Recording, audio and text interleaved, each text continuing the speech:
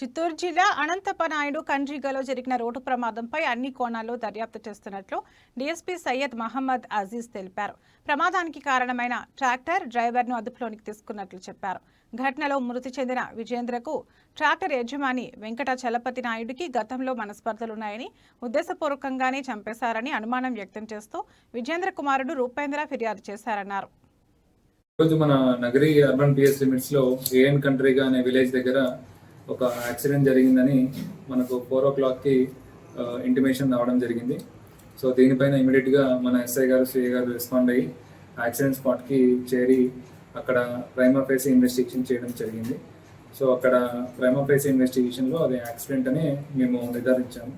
కానీ family members వచ్చేసి diseased family members వచ్చేసి మనకు ఇది సస్పిషియస్ డెత్ లా ఉంది అని చెప్పి ఒక వెంకటేష్ చౌదరి అనే పర్సన్ పైన కంప్లైంట్ ఇవ్వడం జరిగింది.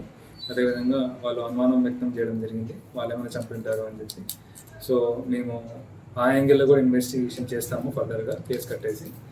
సో నా రిక్వెస్ట్ ఏంటి అంటే, ప్రజలు ఎవరు దీనిపైన ఏమైనా రూమర్స్ కానీ పొలిటికల్గా కానీ పార్టీ పరంగా కానీ ఏ రకంగా రూమర్స్ ఇచ్చినా కూడా దయచేసి నమ్మొద్దండి. ఈ రూమర్స్ ఎవరైనా స్ప్రెడ్ చేసినా కూడా వాళ్ళపైన కఠిన చర్య తీసుకుంటామని నేను మీకు హామీ ఇస్తున్నాను. సో దయచేసి దీనిపైన రూమర్స్ స్ప్రెడ్ చేయడం కానీ, రూమర్స్ దీనిపైన క్రియేట్ చేయడం కానీ ఎటువంటి విధంగా చేయొద్దండి. మా పోలీసు వారు విచారించి దానిపైన ఫ్యాక్ట్స్ వచ్చేంత వరకు వెయిట్